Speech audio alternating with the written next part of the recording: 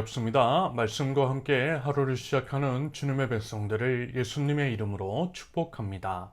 2024년 6월 17일 월요일 오늘 주신 말씀은 사도행전 21장 17절부터 36절까지입니다. 우리가 예루살렘에 이르니 형제들이 우리를 반가이 맞아 주었다. 이튿날 바울은 우리와 함께 야고보를 찾아갔는데 장로들이 다 거기에 있었다. 바울은 그들에게 인사를 한 뒤에 자기의 봉사 활동을 통하여 하나님께서 이방 사람 가운데서 행하신 일을 낱낱이 이야기하였다. 그들은 이 말을 듣고서 하나님께 영광을 돌리고 바울에게 말하였다. 형제여, 당신이 보는 대로 유대 사람 가운데는 믿는 사람이 수만 명이나 되는데 그들은 모두 율법의 열성적인 사람들입니다.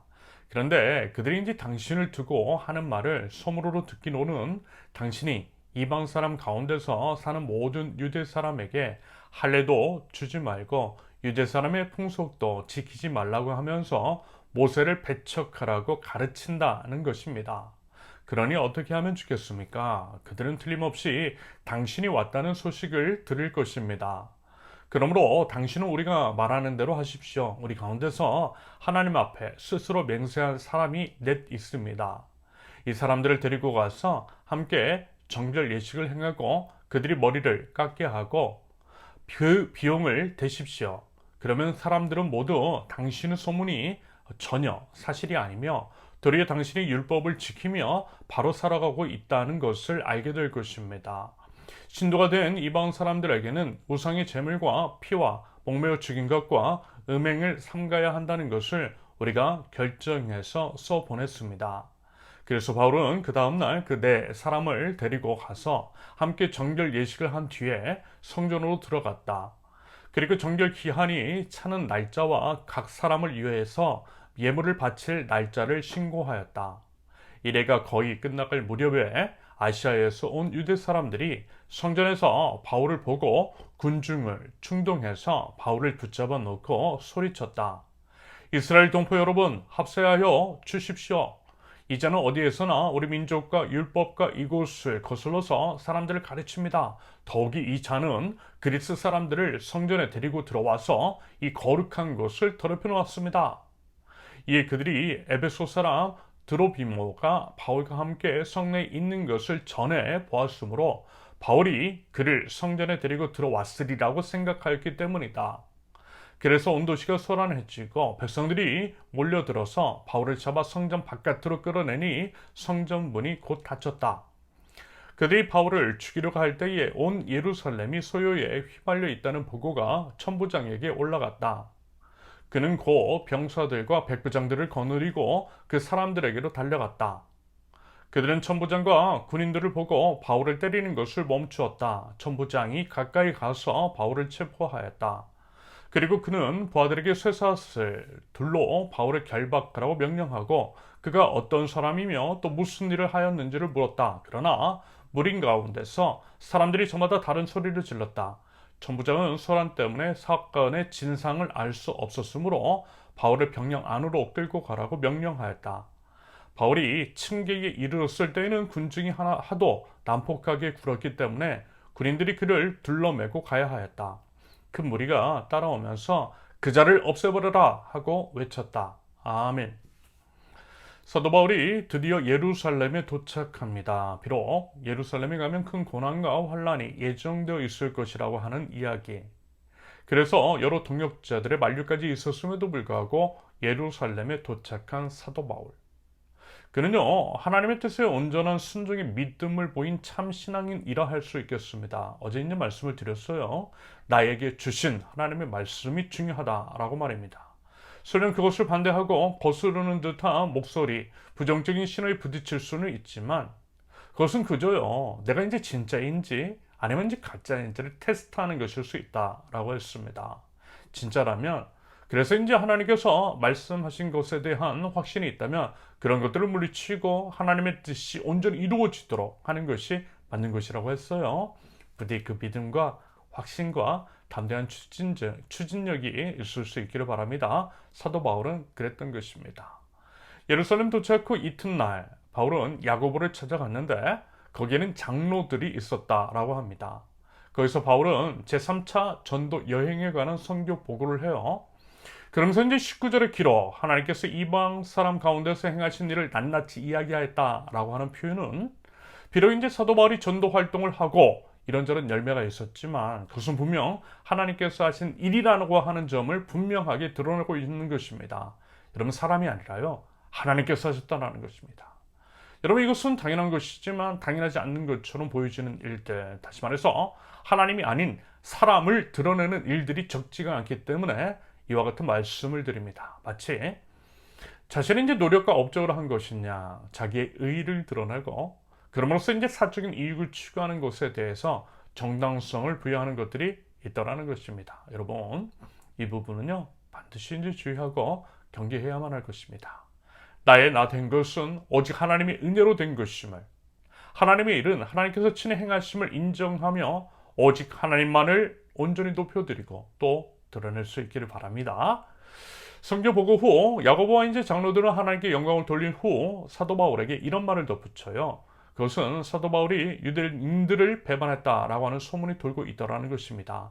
말하자면 일제강점기 때에 친일을 했다라고 하는 것과 비슷한 수준의 사도 바울에 대한 악감정이 유대 사람들에게 있다라는 것입니다. 그럴 때에 야고보와 이제 장로들은 사도 바울에게 이런 제안을 해요. 23절과 24절인데요. 하나님 앞에 스스로 맹세한 네 사람과 함께 정결 예식을 행하고 돈을 내어 머리를 깎으랍니다. 여기에서 이제 하나님 앞에 스스로 맹세한 사람은 나실인의 성원을 한 사람으로 추정이 돼요. 나실인은 하나님 앞에 정결하게 살도록 맹세한 사람인데 머리를 깎고 예물을 드린다라고 하는 것은요, 나실인에서 벗어나 다시금 일반적인 사회인으로 돌아가기 위해서 정상적인 과정을 밟는다라고 하는 의미입니다. 율법을 지킨다라는 거예요.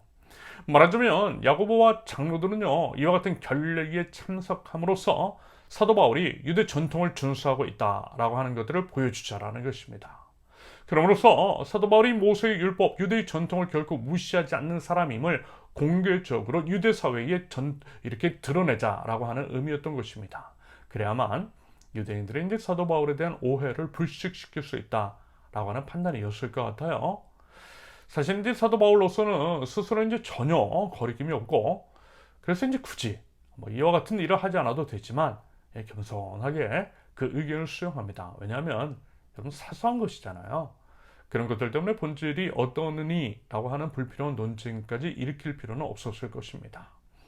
여러분, 그 정도의 지혜와 융통성은요, 우리 모두에게 필요할 것 같아요. 우리의 적은 사단 마귀인데요, 우리끼리 다툴 필요는 없는 것이고, 해도 그만 안 해도 그만인 것에 대해서 괜히 이제 본질 운운하면서 따질 필요도 없는 것입니다. 이 부분은 지혜의 영역이고 사도 바울은 지혜롭게 행동했습니다. 이어서 결례 기간이 이제 거의 끝나갈 무렵에 안타깝게도 이제 사도 바울은 성전에서 유대인에 의해 붙잡힙니다. 참 끈질기다라고 하는 생각이 드는데요. 아시아로부터 온 유대 사람들, 예전에도 이제 계속해서 말씀을 일으키고 사도 바울의 이제 복음 증거 사역을 방해했던 그 무리들이 사도 바울을 붙잡았던 것입니다. 그들은요, 이렇게 이야기를 해요. 28절. 더욱이 이 자는 그리스 사람들을 성전에 데리고 들어와서 이 거룩한 곳을 더럽혀 놓았습니다. 성전은요, 이방인이 들어올 수 없는 거룩한 곳인데 사도 바울이 이방인인 드로비모를 데리고 성전에 들어간 것으로 단정했기 때문입니다. 단지 추정일 뿐인 것을 단정지어 정죄함으로써 사도 바울을 위험에 빠뜨리고 있는 악한 자들입니다. 아무튼 이로 인해 예루살렘의 이제 예루살렘이 소유에 휩싸였고요. 이에 이제 유대 지역을 관리하던 로마의 천부장이 소유의 주요 원인이 된 사도 바울을 결박하여 병영으로 끌고 갑니다. 그러면서도 사도 바울을 이제 죽이려 했던 이제 무리로 인해서 사도 바울은 큰 위험에 휩싸였지만 그럼에도 천부장의 지시로 인해 상대적으로 안전하게 이동할 수가 있었다라고 합니다. 여기서 이제 우리가 주목하고 싶은 것은 이것입니다. 물론 이제 사도 바울의 입장에서는 억울하고 두렵고 위험할 수 있어요. 하지만 사도 바울은 이미 각오를 하고 예루살렘에 들어온 터였습니다. 그러면서 다음과 같은 부분은요, 분명 하나님의 섭리, 하나님의 보호하심일 수 있다라고 봅니다. 천부장의 반응이 그래요. 예를 들어 천부장이 이제 조금만 늦게 도착을 했더라도 아울러 이제 병영으로 끌고 가라고 할 때 일반적인 경우처럼 사도 바울은 아무런 보호 장치 없이 그냥 성난 군중들 사이에 통과를 했다면 어쩌면 이제 사도 바울은 목숨을 잃었을지도 모르겠어요. 얼마 전에 한국 사회 안에서 벌어졌던 유력 정치인이 테러를 당했던 것처럼 말입니다. 충분히 그럴 수 있었습니다. 하지만 일개 유대인이자 사실 이제 죽어도 그만일 수도 있는 사도 바울을 로마 군인들이 겹겹이 둘러싸고 이동시켰던 것은 특별한 경우인 것이고, 그래서 이제 그것은 하나님의 간섭하심, 하나님의 보호하심으로도 해석할 수 있다는 거죠. 말하자면 사도 바울이 아직은 죽을 때가 아니라는 것입니다. 이렇게 이제 죽어서는 안 되고요. 아직 해야 할 중요한 일들이 남아 있다라는 것입니다. 그래서요, 하나님께서 지켜주신 것으로 그렇게 이제 해석이 가능할 것 같아요. 사명자는 그 사명을 이루기까지 절대 죽지 않는다라고 하는 말이 있습니다. 그 믿음이 있다면 여러분 우리는요 충분히 담대할 수 있을 것입니다.